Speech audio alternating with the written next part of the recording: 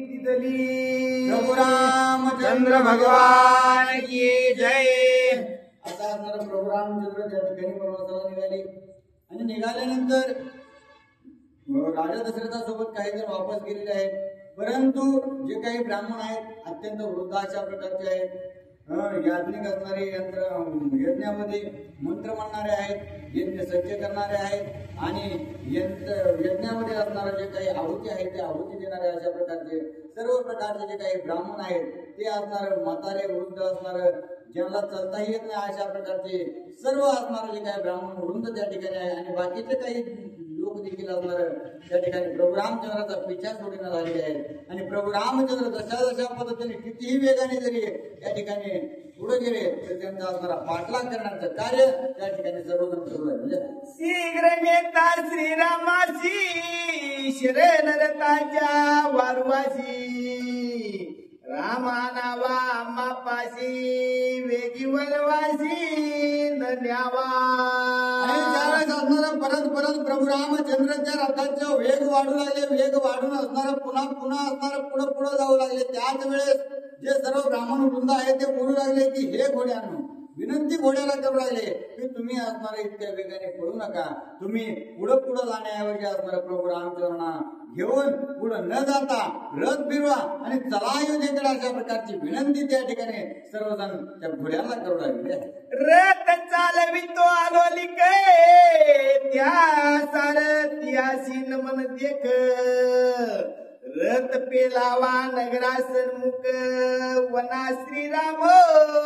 न्यावा। आणि पुन्हा घोड्याला विनंती केली असता घोड्याची विनंती असणाऱ्या घोड्याने काही ऐकलं नाही, परंतु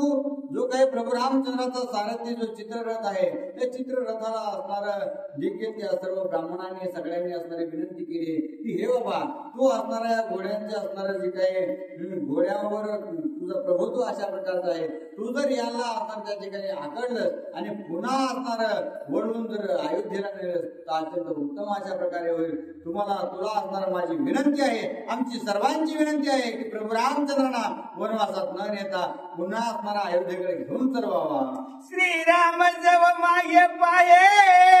तव जन समुदाय धावत आहे उडी टाकवणी लवलाये वंदोनी पाये बोलत। आणि प्रभू रामचंद्र पुन्हा असणारा रथाचा जो काही वेग आहे ते वाढू लागले होते, पुन्हा असणारा त्या ठिकाणी थोडं थांबले की पुन्हा असणारा पळवायच्या अशा प्रकारचा ज्यावेळेस स्थिती त्या ठिकाणी होऊ लागली आणि एक वेळा अशी आली की प्रभू रामचंद्राने मागे वळून पाहिल्यानंतर अत्यंत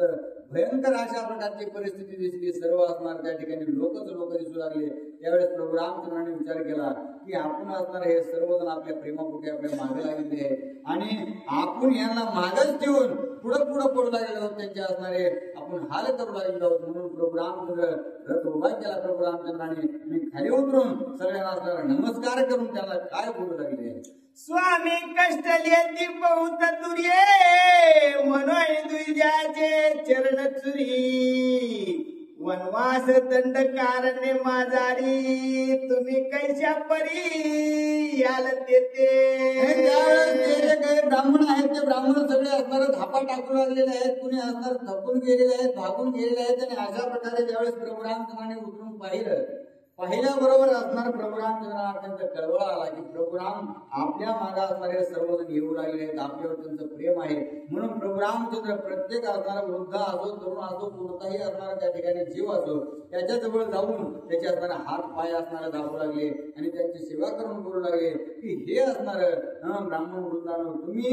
असणार माझ्या मागे यांची का त्या ठिकाणी त्रास घेऊ लागला, आताच असणाऱ्या अशा प्रकारचे असणारे हाल होऊ लागले, परंतु माझ्यासोबत जर यायचं म्हणलं तर वनवास अत्यंत कठीण अशा प्रकारचा आहे आणि तो वनवास असहनीय तुम्हासाठी होईल, त्यामुळं तुम्ही काही अशा प्रकारचा हट्ट धरून माझ्या मागे येऊ नका अशा प्रकारची विनंती त्या ठिकाणी प्रभू रामचंद्र त्या सर्व ब्राह्मणांना करू लागले।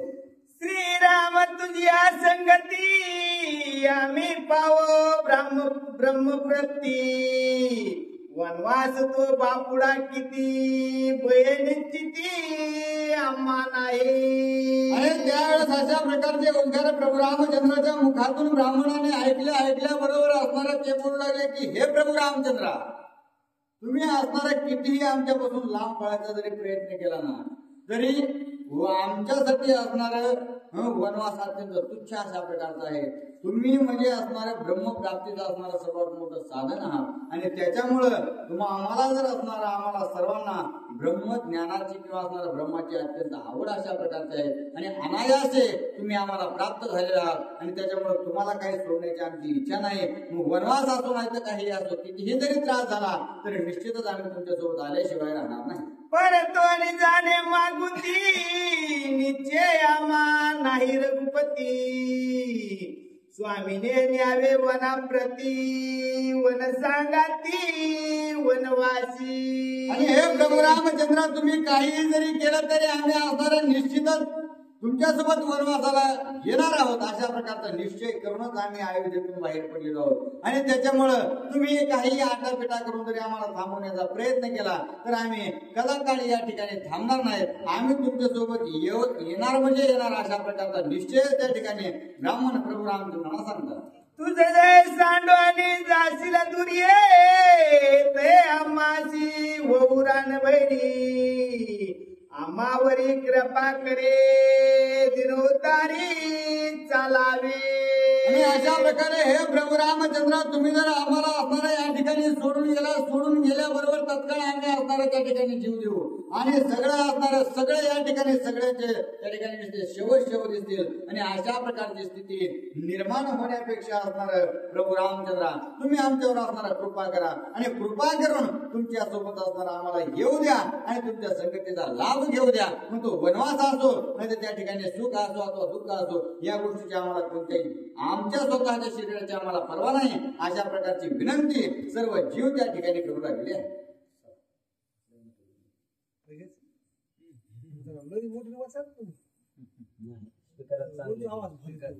स्पीकरच चांगली